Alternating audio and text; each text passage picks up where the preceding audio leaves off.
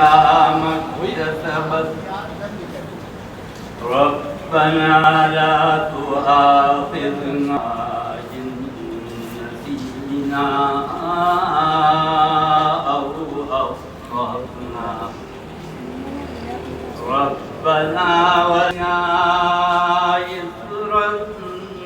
كما حملته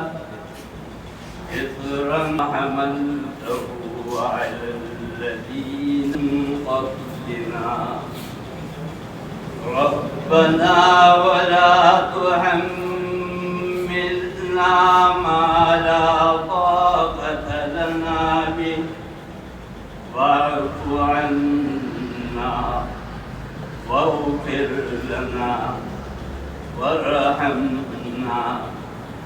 أنت مولانا فانصرنا